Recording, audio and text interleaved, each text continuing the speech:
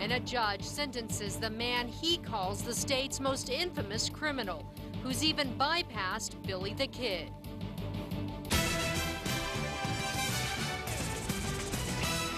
Doug Vaughan defrauded hundreds of victims out of more than $75 million through a real estate Ponzi scheme. Late this afternoon, a federal judge gave Vaughan 12 years in prison.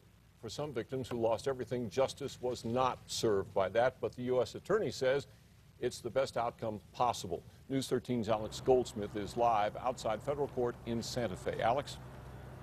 Dick, Jessica, federal judge Bruce Black did not hold back in his words to convicted Ponzi schemer Doug Vaughan. He said Vaughan destroyed lives, betrayed friends, called him despicable, even called him the most infamous criminal in New Mexico history. But after all that, Judge Black accepted Vaughan's plea deal and gave him 12 years in federal prison. He'll start serving that time in 2 days. Vaughan sold millions of real estate investments across the country to about 600 investors, promising big returns. He then used that money to pay earlier investors and fund a life of luxury. The scheme fell apart in 2010. Vaughan has been ordered to pay $75 million in restitution, although victims likely won't see a dime until after Vaughan's prison term is up. In court, Vaughan said he takes responsibility for his crimes, says he's found God, and prays for the time to pay his victims back. The U.S. attorney says while the victims may want a longer sentence, this was the best possible outcome given Vaughan's age and given the need to save taxpayer dollars.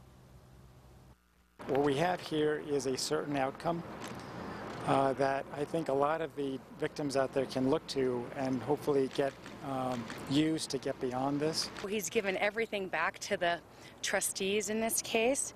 He's lost his house, he's lost all of his belongings, he's lost everything in his life, and now the government will get to support him over the next 12 years. Doug Vaughan will be at the youngest, 75 years old, by the time he gets out of federal prison, could be even older than that. After 12 years in prison, Vaughan will have 6 years supervised release.